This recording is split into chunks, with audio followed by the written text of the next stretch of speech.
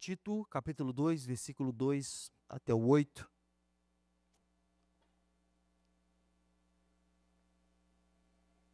A palavra do Senhor diz assim: quanto aos homens idosos, que sejam moderados, respeitáveis, sensatos, sadios, no amor e na perseverança.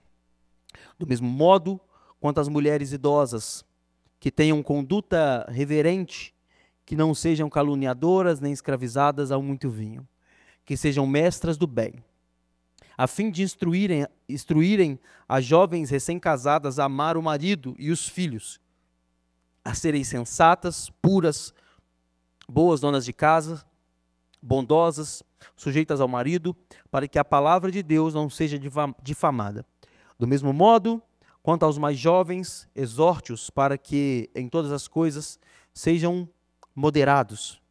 Seja você mesmo um exemplo de boas obras. No ensino, mostre integridade, reverência, linguagem sadia e irrepreensível, para que o adversário seja envergonhado, não tendo nada de mal a dizer a vosso respeito. Vamos orar. Deus, nós louvamos ao Senhor por Tua palavra, pelo Teu amor e Tua graça. Queremos pedir ao Senhor, Pai, para que a Tua palavra possa falar em nosso coração e que nós possamos sair transformados deste lugar por causa da Tua palavra. E que, meu Deus, o Senhor possa achar lugar em nós, para que possamos sair deste lugar entendendo a Tua palavra, entendendo aquilo que o Senhor quer dizer a nós, para que possamos cumprir no dia de amanhã, em nome de Jesus. Nós estamos na nossa série As Marcas de uma Igreja Cristã, e na semana passada nós falamos sobre a pluralidade e a conduta dos membros de uma igreja. Aumenta um pouquinho o retorno, porque eu acho. E para isso nós lemos o livro de Tito, que é uma carta pastoral, onde Paulo, na verdade, tenta dizer a Tito como ele deve lidar com muitas coisas. Dentre essas muitas coisas, essa questão de uma igreja plural e também sobre a conduta desses membros, como deve ser a conduta daquele que nasceu de novo. E antes de falar da conduta daquele que nasceu de novo, o que Paulo tenta dizer a Tito é que toda a igreja deve ser plural, ou seja, deve conter todas as classes de pessoas, todas as idades, todas as classes sociais e até filosóficas. A igreja do Senhor Jesus Cristo não pode estar dividida. A igreja do Senhor Jesus Cristo não pode ter a igreja A, que só tem os ricos, a igreja B, que só tem os mais pobres, a igreja C, que só tem a igreja onde só tem mulheres, a igreja D, que só tem a igreja onde só tem os homens, a outra igreja que só tem velhos, a outra igreja que só tem jovens. Não. A igreja de Cristo deve ser plural. A igreja de Cristo deve conter todos os tipos de pessoas. E ela deve não só conter todos esses tipos de pessoas, mas essas pessoas devem viver em unidade. Essas pessoas devem viver em união. Essas pessoas não devem só estar reunidas no mesmo lugar. Devem ser uma unidade. E qual que é a diferença? Eu disse união agora, mas existe uma diferença entre união e unidade. Por exemplo, eu gosto de explicar isso com a questão da batata, né? O que é uma união de batatas? A união de batatas é um tanto de batata dentro de um saco. Se você cortar o saco de batata, as batatas vão ser espalhadas. E aí uma vai para um lado, outra vai para o outro. Dentro do mesmo saco de batata, existem batatas que estão um pouco mais escuras. Existem batatas que têm um defeito aqui, um defeito ali. Como também existem batatas que são perfeitas, 100% perfeitas. Mas isso é união, quando está tudo dentro de um saco. O que é unidade? Unidade é quando você pega todas essas batatas, as descascam, e aí você coloca no fogo para que elas possam ferver. E aí depois que essas batatas fervem, você pega um garfo, joga as batatas em uma vasilha e você amassa todas essas batatas para que elas possam se tornar uma só. Depois que você pega as batatas, cozinha as batatas e amassa as batatas, é impossível você descobrir qual era a menor batata ou qual era a maior batata, ou qual era a batata mais perfeita, ou a batata que tinha um pouco mais de defeito. É impossível descobrir depois que você amassa todas elas. E assim deve ser a igreja de Cristo Jesus. A igreja de Cristo Jesus não pode ser simplesmente uma união de pessoas que vêm ao domingo para congregar. Deve ser uma unidade, todos reunidos no mesmo lugar, com o mesmo propósito que é adorar ao Senhor. A igreja deve ser plural, o rico, o pobre, o homem, a mulher, o mais velho, o mais novo, devem estar reunidos no mesmo lugar, prontos para adorarem ao Senhor. E isso quer dizer uma igreja plural. Isso quer dizer uma igreja que tem pluralidade em seu modo de agir. E toda a igreja saudável, ela deve ser plural. Não importa o tamanho, se é grande ou se é pequena, toda a igreja de Cristo Jesus deve ser plural. E aí Paulo, quando vai tratar dessas questões, dessa pluralidade, ele começa a tratar também sobre o padrão das pessoas, a conduta de cada uma dessas pessoas para que possam viver uma igreja unida, uma igreja em unidade, mas com uma conduta certa. E aí primeiro Paulo fala lá em Tito 2, versículo 2, sobre os idosos. Ele diz, que nós lemos semana passada, mas eu vou só repassar. Ele diz: quanto aos homens idosos, que sejam moderados, respeitáveis, sensatos, sadios na fé, no amor e na perseverança. Por que ele diz isso aos idosos? É porque a igreja era nova, a igreja tinha acabado de ser fundada. Portanto, os homens mais velhos que estavam chegando, eles estavam se tornando uma referência para a igreja. Então, por aqueles homens estar se tornando uma referência, eles tinham que fazer tudo aquilo que Paulo estava dizendo para que eles fizessem, para que os mais novos enxergassem neles essa referência. Paulo também trata com Tito a questão das mulheres mais velhas, as idosas. Em Tito capítulo 2, versículo 3, ele diz: do mesmo modo, quanto às mulheres idosas, que tenham conduta reverente, não sejam caluniadoras, nem escravizadas a muito vinho, e que sejam mestras do bem. Paulo também se refere às mulheres idosas, mas também nesse mesmo sentido. Eram as mulheres mais velhas que estavam chegando à igreja. E ele estava dizendo: vocês têm que aprender assim, para que vocês possam ensinar aquelas que são mais novas quando elas chegarem, ou aquelas que são mais novas que estão entre nós. E aí, sobre essas mais novas, foi onde nós paramos na última semana. Paulo continua a dizer por que as idosas deveriam se comportar sendo reverente, sendo não caluniadoras, não escravas ao vinho e sendo mestras do bem. Aí, com a sua Bíblia aberta, lá no versículo 4, ele vai continuar dizendo por que elas devem ser assim. Olha só o que Paulo diz: a fim de que instruem as jovens recém-casadas a amar ao marido e os filhos, a serem puras, boas donas de casa, bondosas, sujeitas ao marido, para que a palavra de Deus não seja difamada. Olha só, Paulo está dizendo: mulheres idosas, mais velhas, vocês devem ser referência para ensinarem as mais novas. Vocês devem aprender para que vocês possam passar aquilo que vocês estão aprendendo para os mais novos. Aí Paulo diz às mais velhas, às idosas, que elas devem aprender para que possam ensinar as mais novas, e principalmente as recém-casadas, a, por exemplo, amar aos seus maridos e aos seus filhos. Paulo diz: idosas, aprendam. Por quê? Porque vocês vão ter que aprender a repassar para essas mais novas que elas devem amar ao marido e elas devem amar aos seus filhos. E aqui a primeira coisa que nós podemos aprender com essa parte de hoje, é a segunda parte do sermão aqui. A mulher deve aprender, todas as mulheres devem aprender a amar ao seu marido e amar aos seus filhos.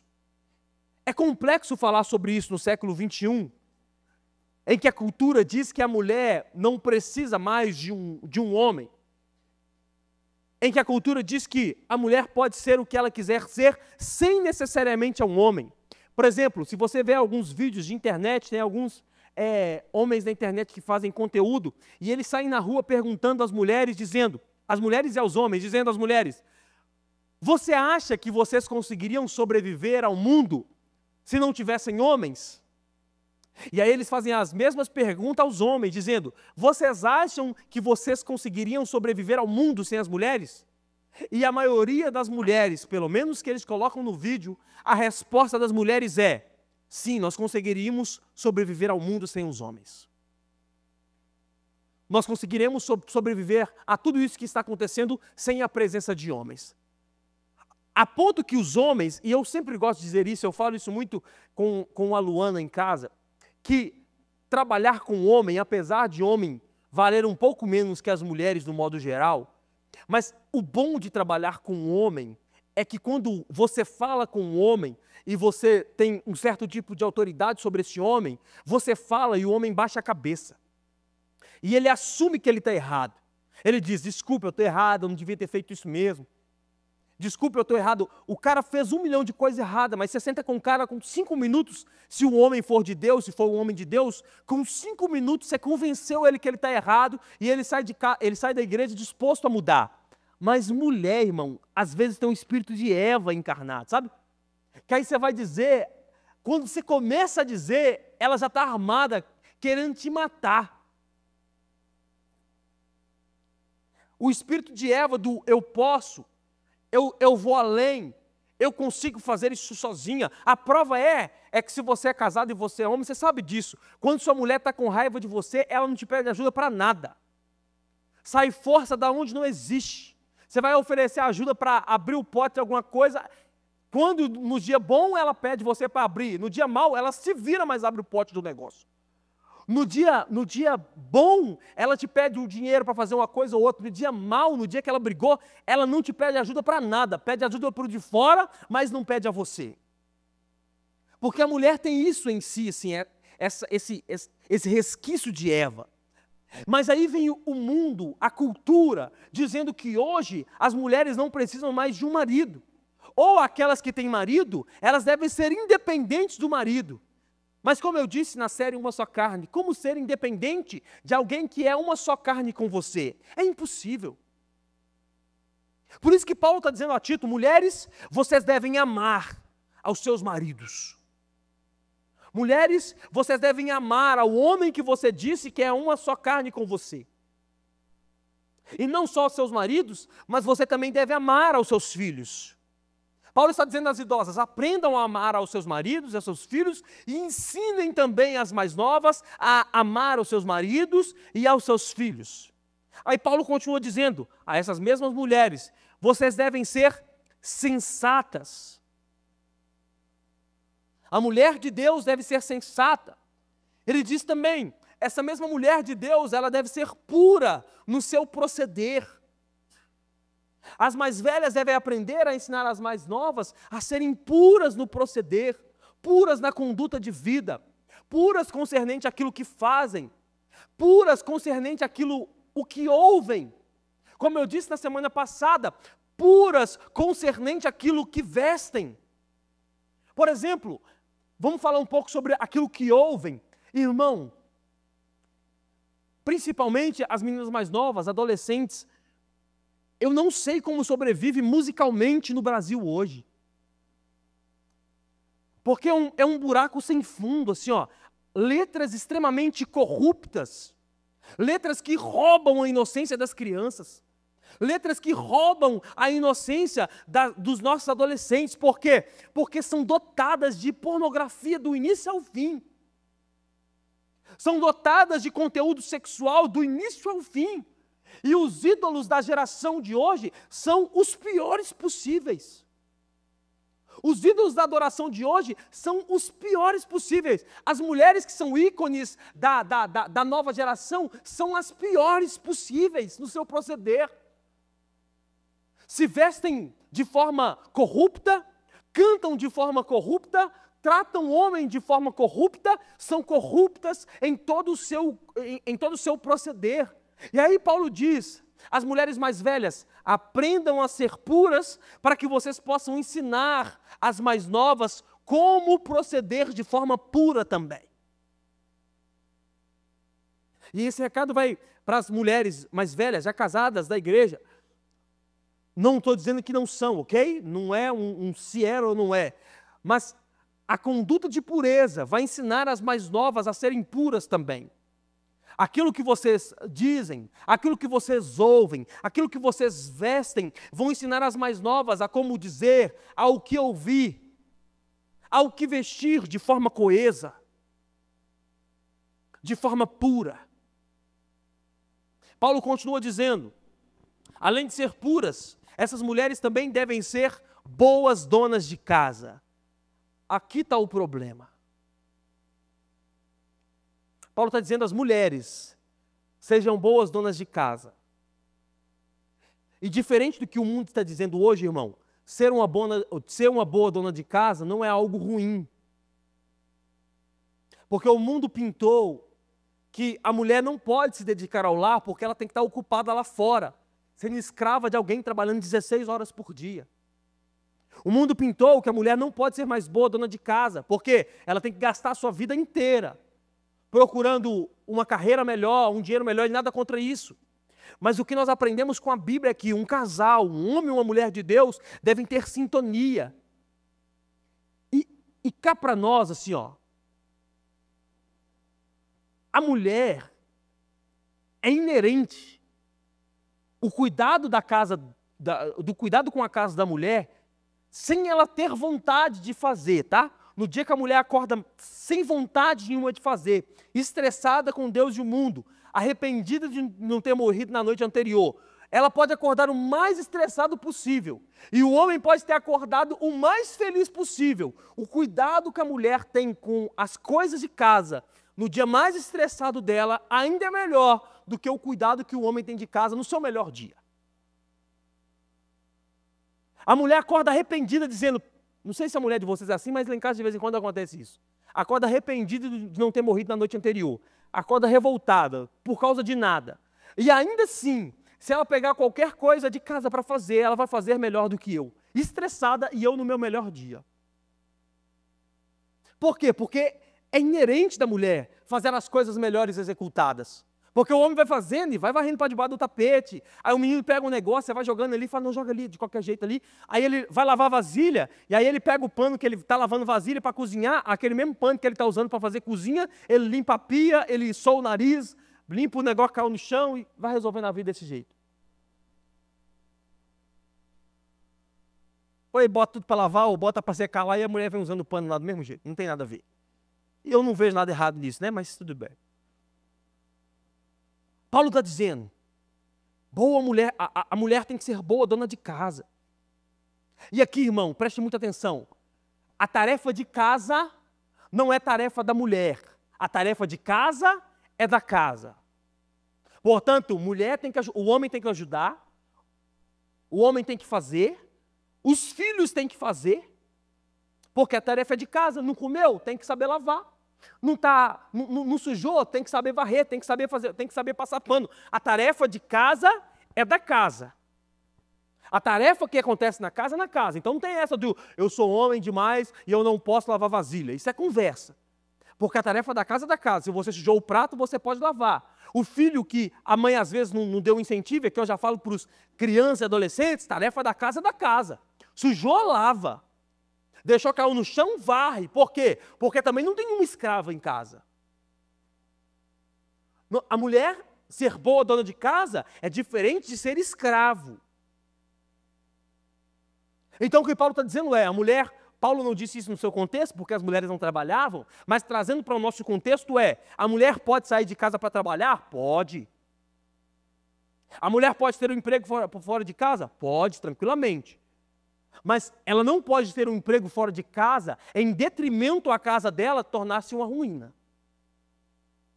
Porque a boa dona de casa não é no sentido só de fazer e executar o serviço, mas a boa dona de casa é no sentido de direcionar esse trabalho.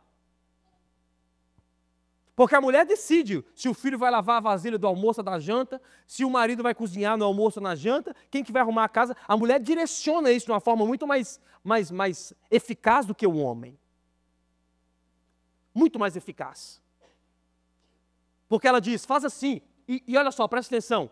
Tudo bem que eu sei que você é mulher também, seu marido vai fazer, seu filho vai fazer, você vai reclamar e vai lá e vai fazer de novo. Mas essa questão de ser boa dona de casa é direcionar, saber fazer, saber como executar, ensinar como executar. Por isso que Paulo está dizendo, a mulher tem que ser uma boa dona de casa. E o dona de casa o cuidado da casa está sob responsabilidade da mulher, ainda que ela terceirize esse trabalho. O dono de casa vem disso. Está sobre você, ainda que você terceirize para o seu filho, ainda que você terceirize para o seu marido, mas o cuidado da casa deve estar sobre os ombros da mulher, terceirizando isso tudo e fazendo com que a casa funcione da forma que deve funcionar. Você está comigo, irmão? Aí Paulo também diz que essas mulheres devem ser bondosas. Paulo diz também que essas mulheres devem ser sujeitas ao marido. E o sujeito ao marido, eu já expliquei a vocês que não é o marido manda, a mulher obedece. O sujeito ao marido é a sujeição, a submissão é estar ao lado. A mulher é uma só carne com o marido. O marido toma as decisões principais, mas a mulher é uma auxiliadora. Ela está sempre ao lado do marido, conduzindo o marido como o marido deve ser conduzido. E Paulo diz que tudo isso que a mulher a mais velha deve ensinar a mais nova, é que, para que a palavra não seja difamada, nos fazendo esquecer as nossas ações, a palavra não ser difamada no sentido de o que eu faço não está em conformidade com aquilo que a Bíblia diz. O que eu faço não está em desconformidade com aquilo que eu aprendi com a Bíblia Sagrada. A nossa conduta, a conduta do cristão deve ser baseada na palavra de Deus. O que eu estou dizendo não é o que eu penso, é o que a palavra está dizendo. E a vida do cristão deve ser conduzida baseado na palavra de Deus. E aí Paulo, após dizer essas questões sobre as mulheres, ele vai tratar também sobre os homens mais jovens. Aí no versículo 6 ele diz, do mesmo modo, quanto aos mais jovens, exorte-os para que em todas as coisas eles sejam moderados.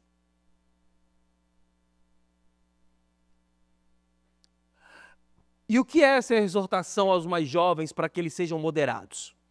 A palavra moderado pode ter alguns significados. Por exemplo, ter a mente sã, estar mentalmente saudável, exercer autocontrole, pensar sobre si de forma moderada e sóbria. E o último significado, que é o que nós vamos usar para esse moderamento dos jovens, é o significado de frear as suas próprias paixões. Quando Paulo diz, ensina aos jovens a serem moderados, ele está dizendo, ensine aos jovens a frear as suas próprias paixões. E haja vista do contexto, Paulo já tinha falado sobre as mulheres. Haja vista do contexto, agora ele está falando concernente aos homens.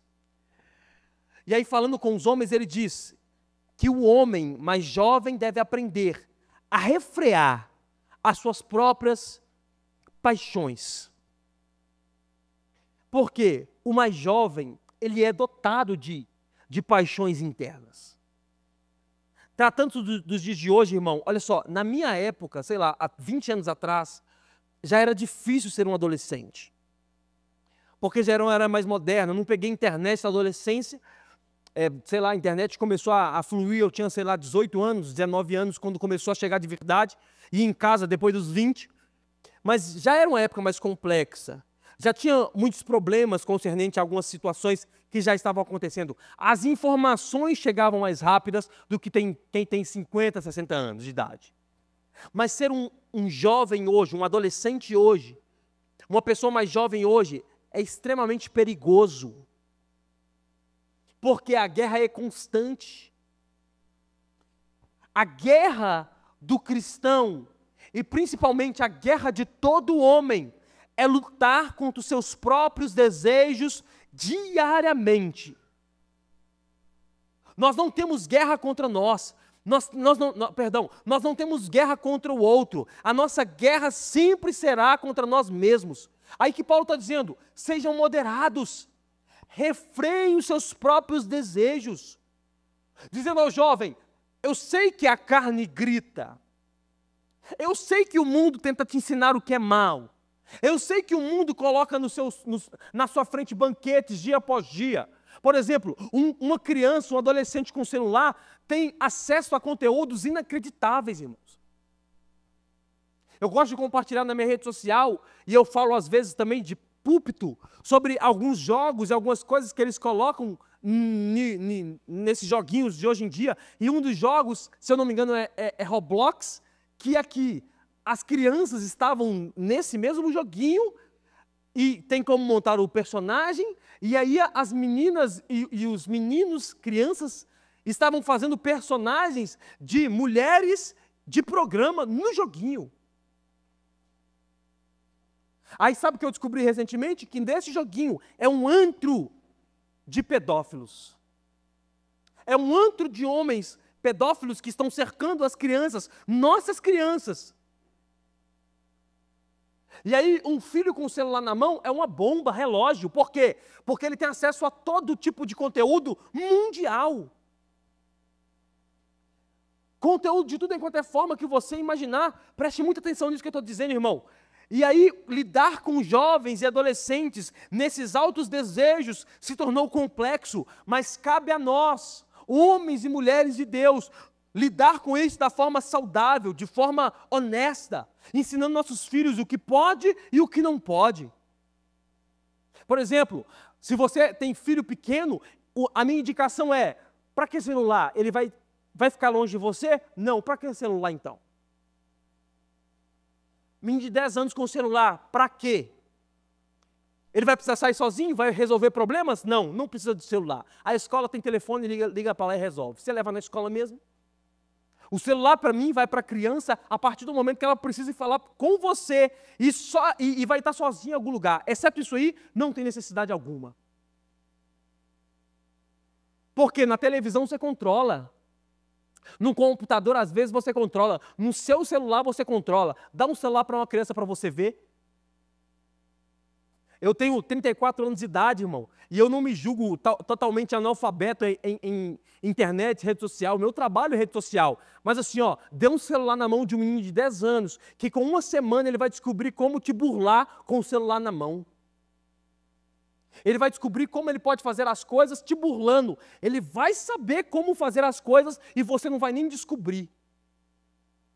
A não ser que você tenha algum domínio nessas questões. Ele vai saber fazer isso. Então nós devemos tomar cuidado para que os nossos jovens não absorvam todas essas paixões e façam com que essas paixões venham à tona. Façam com que essas paixões sejam responsáveis por tragédias. Abre as aspas comigo, semana passada, um adolescente de 14 anos de idade matou o pai, a mãe e o irmão de 3 anos de idade.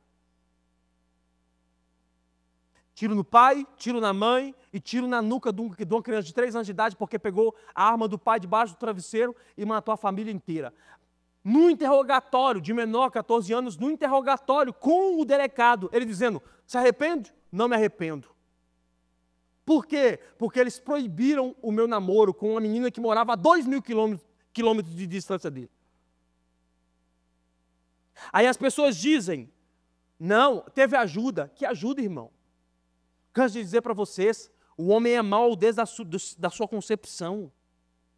A diferença é que demora a ter percepção desse mal, mas o homem é mau desde o início da sua concepção. Desde o seu princípio, o homem é mau. Então que conversa é essa de que, não, foi o mais velho, alguém que induziu, ninguém induziu, não. Fez porque é mau. Fez porque viu estudou como fazer, estudou como tirar a vida do pai, estudou o que poderia fazer para arrastar. Olha a maldade do menino. Colocou produto de limpeza, provavelmente água sanitária ou cloro, no piso, para ficar mais fácil de escorregar o pai, que era mais pesado, para a cisterna. Aprendeu isso onde, irmão? Vendo Ben 10 não foi. Nós devemos ensinar os nossos jovens a refrear as suas paixões. Adie as paixões. A paixão pelo dinheiro, segura, calma. A paixão pelos desejos carnais, não se desespere, para quê? Nós devemos ensinar nossos jovens a como lidar com os seus desejos carnais. E por último, Paulo trata na direção dos líderes da igreja de como devem se comportar para que a igreja seja saudável. Versículo 7 e 8 diz assim: seja você mesmo um exemplo de boas obras no ensino, mostre integridade e reverência, linguagem sadia e repreensível, para que o adversário não seja envergonhado, não tendo nada de mal a dizer a vosso respeito. E aqui por último, para que a igreja seja saudável, Paulo dá 3 conselhos aos líderes da igreja, ao pastor Tito e os líderes da igreja. E quais são esses conselhos? O primeiro, ser um bom exemplo nas obras. Esse conselho vai aos líderes, mas também vai a você que é um cristão que nasceu de novo.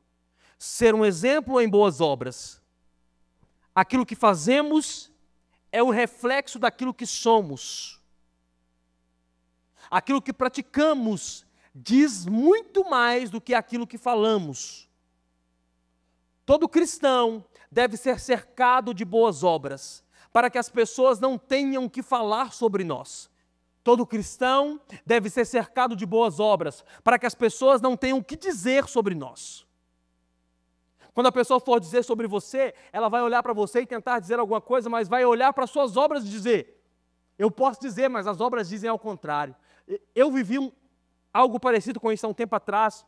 Uma pessoa que frequentou a igreja durante, sei lá, um ano, mas veio esporadicamente umas 5 vezes contando esse ano. E aí essa pessoa uma vez pediu um auxílio para cuidar de uma pessoa no hospital para ela.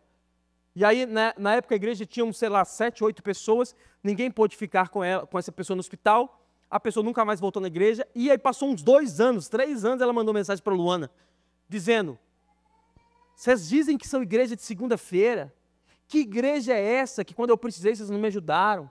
Que igreja é essa que não sei o quê? A igreja do fulano de tal é muito melhor, desse jeito assim, ó. A igreja do fulano de tal é muito melhor, eu precisei, eles me ajudaram, papapá, papapá. E falou o que quis. Aí ela me mostrou e disse: responda aí. Eu falei: deixa que eu respondo. Aí eu disse para ela: tudo bem, fulano de tal, tudo bem, tudo bem. Deixa eu te falar, a mesma forma que nós não conseguimos te ajudar, porque não teve ninguém na época, hoje nós fazemos isso. Tantas cestas básicas doadas, tantos brinquedos doados, tanto ofertado, tantas pessoas assistidas por nós. Isso foi feito, aquilo foi feito, aquilo foi feito, aquilo foi feito. Agora tire as suas conclusões se somos servos de Deus ou não. Estou esperando a resposta até hoje. Por quê? Porque a conduta do servo de Deus, as obras falam muito mais do que palavras. Porque a pessoa pode dizer o que ela quiser dizer, mas quando você coloca as obras na mesa, acabou a conversa. Então, o líder, o cristão, ele deve ser dotado de boas obras. Segunda coisa, integridade e reverência no ensino. Preste muita atenção nisso. Um verdadeiro pastor, um verdadeiro líder, ele vai gastar tempo ensinando. Ele vai gastar tempo falando sobre a palavra de Deus. Se você quer conhecer uma igreja saudável, irmão, olhe e perceba a Bíblia do seu pastor. Olhe para a Bíblia da pessoa que está pregando. Se você gosta de assistir vídeos no YouTube ou no Spotify, sei lá onde você gosta de assistir os vídeos, às vezes durante a sua semana, olhe para a Bíblia do pastor e vê se ela está aberta ou se ela está fechada. Um verdadeiro pastor, ele deve gastar tempo ensinando. O ensino deve ser o tempo gasto do pastor. Nós não devemos focar em coisas secundárias. Nós devemos focar nas coisas primárias. Nós gostamos do conforto? Gostamos. Estamos pintando paredes, vamos mexer em iluminação, mexer em som, mexeremos consecutivamente. Mas a prioridade da casa de Deus é a palavra, o ensino da palavra. O que importa na casa de Deus é o ensino correto da Escritura. Toda igreja saudável deve ter uma pregação bíblica. Todo líder saudável, ele deve ensinar biblicamente como lidar com as questões da vida. Por isso que Paulo diz, deve ser um líder que gasta o seu tempo ensinando. Deve ser um líder que gasta o seu tempo com aquilo que importa, que é o ensino da palavra de Deus. Aí, por último, Paulo fala sobre a linguagem sadia. Paulo fala que o líder, e eu abranjo por cristão, deve ter uma linguagem sadia. Todo líder, ele não deve ter uma fala agressiva, uma fala vulgar, uma fala desonesta. Por que não? Porque esse tipo de fala é uma munição para os opositores do Evangelho. O que você fala, como você fala, qual é o seu tipo de linguagem, remete o cristianismo? Aquilo que você fala quando você não está na igreja, remete àquilo que você aprendeu com a Bíblia aberta, sim ou não? Se não, você deve abandonar. Aquilo que você canta com os seus lábios, remete àquilo que você aprendeu como conduta de vida, sim ou não? Se não, você deve abandonar. E aqui eu não estou dizendo de música gospel ou coisa do tipo. Estou dizendo sobre remeter àquilo que você crê, a sua crença. Se não remete à sua crença, você deve ter um lábio puro e abandonar tudo aquilo que ofende o cristianismo. Você está comigo, irmão? Vamos às aplicações práticas sobre o que podemos aprender sobre esse sermão de hoje, emendando com o sermão de semana passada. A primeira coisa que nós podemos aprender, baseada em tudo isso, sobre a saúde e sobre o comportamento dos membros de uma igreja saudável, é que uma igreja saudável só pode ser composta por famílias saudáveis. Uma igreja saudável só pode ser composta por famílias saudáveis. O caminho é inverso.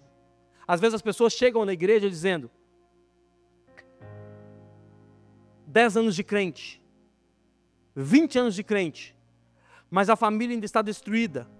Aí às vezes a pessoa sai da igreja dizendo, eu estou saindo porque a igreja em 20 anos não resolveu minha família. Mas o caminho é inverso. O caminho é, famílias saudáveis formam uma igreja saudável. Porque se a conta for, um exemplo, 12 famílias, se tivermos 10 famílias problemáticas e 2 famílias saudáveis, qual é a concepção dessa igreja dar certo? Qual é a probabilidade da igreja dar certo? Nenhuma. 2 famílias saudáveis e 10 problemáticas. Não tem como dar certo. A conta deve ser inversa. Sempre teremos problemas, sempre teremos pessoas novas chegando.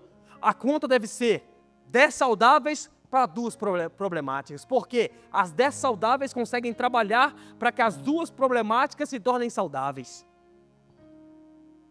Então a conta é, um cristão saudável forma uma família saudável e uma família saudável forma uma igreja saudável. Essa deve ser a conta. A conta deve ser essa. A família saudável deve formar uma igreja saudável. Outra situação, a segunda coisa que podemos aprender, que a saúde vem através da pluralidade. Como que vem a saúde para a igreja? Como nos tornaremos uma igreja saudável? Devemos ter pessoas diferentes, vindas de locais diferentes, culturas diferentes, pensamentos diferentes, mas que juntos traremos saúde. É o velho ensinando o jovem ensinando o adolescente ensinando as crianças. O mais instruído ensinando o menos instruído. O que é melhor, o que está melhor mentalmente e espiritualmente, ajudando aquele que está passando pelo momento ruim. O empresário ajudando aquele irmão que talvez está passando pelo momento mal, está desempregado e precisando de um emprego, e o empresário ajudando esse irmão a conseguir levar o pão para sua casa. Isso é uma igreja plural. Isso traz saúde para a igreja. A saúde vem através dessa pluralidade. E a última coisa, para finalizarmos aqui, uma igreja saudável dependerá de você. Toda igreja saudável depende de pessoas. E para sermos saudáveis, nós dependeremos de você. Por quê? Porque nós dependeremos que você se torne saudável. Não é o outro ser saudável, é nós sermos saudáveis. O funcionamento do corpo depende de todas as partes, principalmente de você. Para que nós todos sejamos saudáveis, você tem que estar saudável. Eu tenho que estar saudável. Às vezes um ou outro vai estar doente, mas esse que estará doente vai ser impactado pela saúde que você está arremetendo para essa pessoa. Portanto, se torne um cristão saudável. Portanto, busque dia após dia ser um cristão saudável. Leia sua Bíblia. Ore de forma incessante. Busque comunhão com os irmãos, para que você possa se tornar uma pessoa saudável. Porque toda igreja saudável dependerá de cristãos saudáveis. Portanto, você deve ter saúde. Para que todos nós possamos nos tornar um corpo, segundo a imagem de Cristo Jesus, imperfeitos, porém saudáveis. Fique de pé no seu lugar.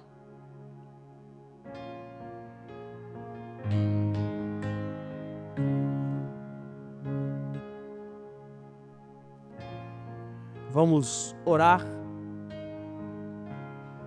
e pedir ao Senhor para que possa trabalhar em nossas vidas, para que nós possamos ser saudáveis. O que você vai pedir ao Senhor é para que possa te acender uma chama no seu coração, para que você possa trazer saúde, não só para a sua vida, mas também para a igreja que servimos. Eu sei que é difícil, assim, as 2 últimas semanas foram terríveis para mim, então o nível de oração cai, o nível de leitura bíblica cai, é normal. O que não é normal é sempre, mas um pico, vez ou outra, demonstra saúde, né?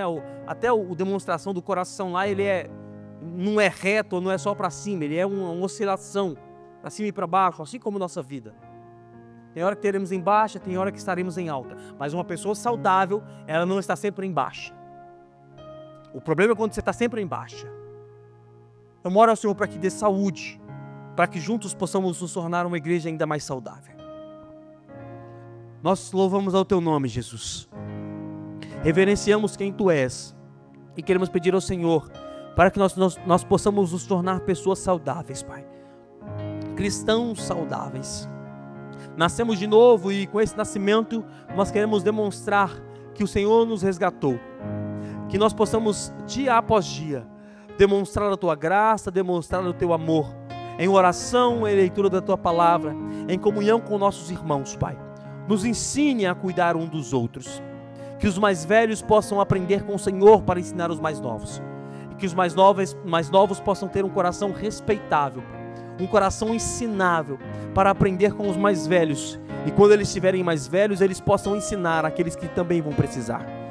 E que eu quero pedir ao Senhor, Pai, em especial pela igreja Casa de Paz essa noite. Quero pedir ao Senhor para que o Senhor possa trazer mais saúde a nós. Que nós possamos, Pai, ter comunhão uns aos outros. Independente das diferenças, talvez sociais, talvez filosóficas. Que o Senhor, meu Deus, possa trazer a nossa saúde, comunhão. E que nós possamos, Pai, pertencer a esse corpo. Que nós possamos, às vezes, Pai, no dia mau, ter a ajuda daquele que está melhor. Mas que no dia bom nós também possamos ajudar aquele que está mal. E que assim nós possamos crescer dia após dia, baseado no Teu amor e na Tua graça. Em nome de Jesus. Amém. E você que pode, aplauda ao Senhor Jesus.